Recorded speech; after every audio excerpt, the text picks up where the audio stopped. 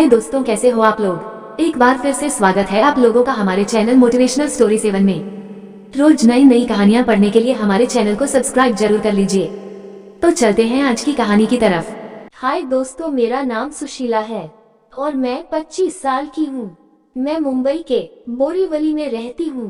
किसी कारण से एक दिन मुझे अपने देवर को अपने साथ सुलाना पड़ा।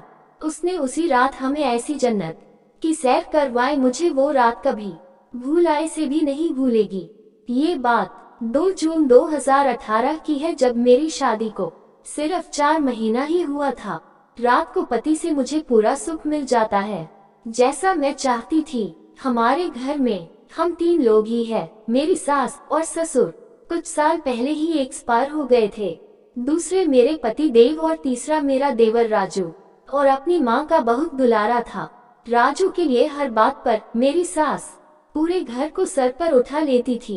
और तीसरे नंबर पे मैं, जो 2 महीने पहले ही इस घर में आई थी। राजू आज तक अपनी माँ का दूध पीता था, किसी दिन 2-3 बार पीता था। राजू अपनी मर्जी का मालिक था। वैसे राजू कोई छोटा बच्चा नहीं था। अब राजू 18 साल का हो गया था। जब मैं इस घर में आई थी, मुझे बड़ा अजीब लगता था, लेकिन मैं क्या करती। मेरे पति भी कुछ नहीं कर सकते थे। मेरी सास का इतना खौफ रहता था। अगले दिन मेरे पति ड्यूटी चले गए। मैंने घर का सारा काम कर लिया और कॉफी बनाकर अपने रूम में बैठकर पीने लगी। तभी मेरा देवर उठकर आया और चिल्लाते हुए बोला, माँ कहाँ हो।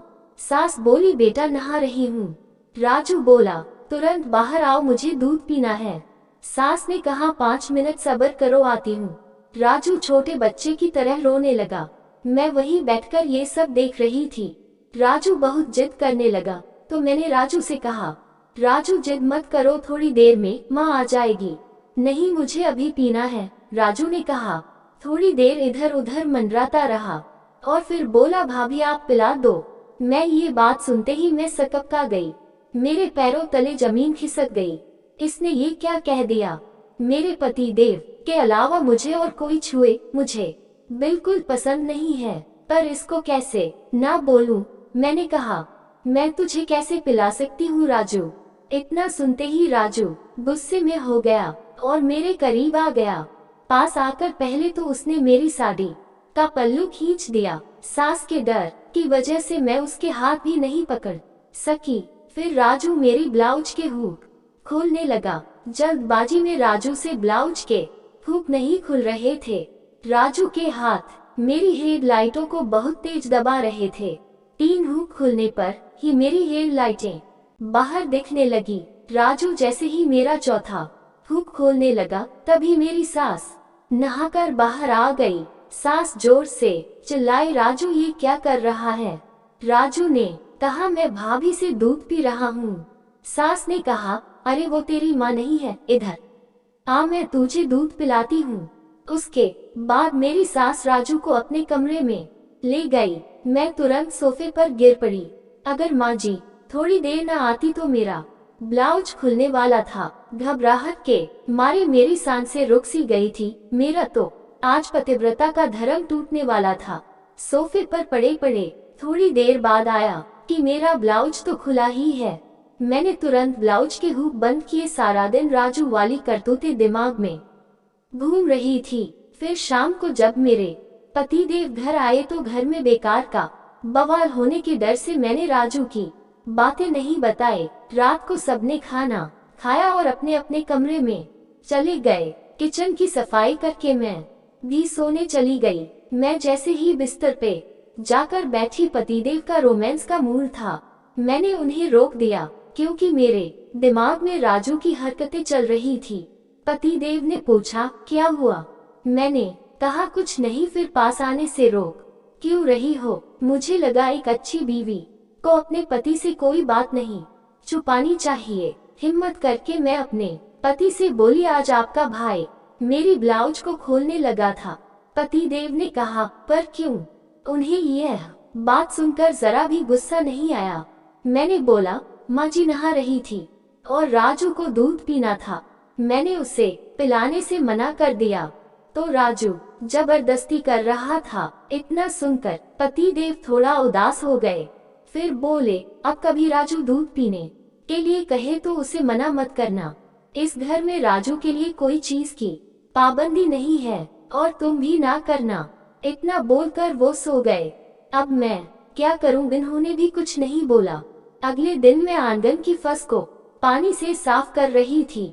साफ करते करते अचानक पैर फिसल गया और मैं गिर गई। राजू मुझे देखकर हंसने लगा। चारपाई पे बैठी मेरी सास ने कहा, गधे जाकर अपनी भाभी को उठा। रहने दो माँ जी, मैं उठ जाऊंगी। फिर मैं जैसे ही उठने लगी फिर से गिर गई। अब राजू मुझे उठाने के लिए आ गया। मुझे राजू ने अपने गोद में उठा लिया, जैसे फिल्मों में हीरो हीरोइन को उठाता है। मैं तो अचंभित रह गई। राजू ने मुझे सास के पास बैठा दिया। मैंने मेरी सास से कहा, मैं तो अभी राजू को बच्चा समझती थी, ये तो पूरा मर्द हो गया है।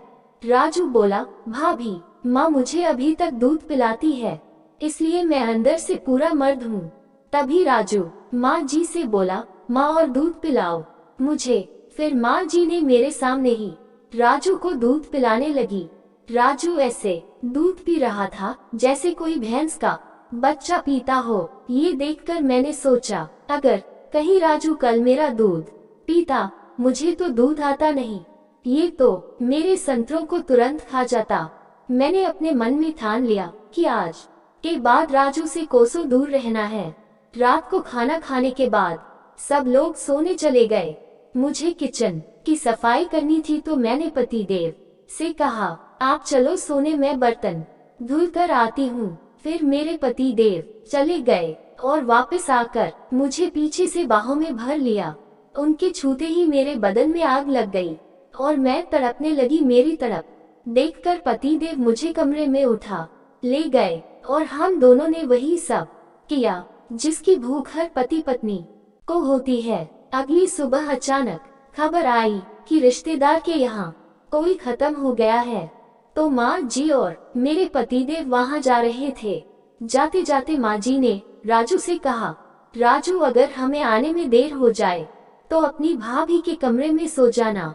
राजू ने कहा, ठीक है माँ, और दोनों चले गए। रात के 12 बज गए थे, अभी तक वो लोग वापस नहीं आए थे।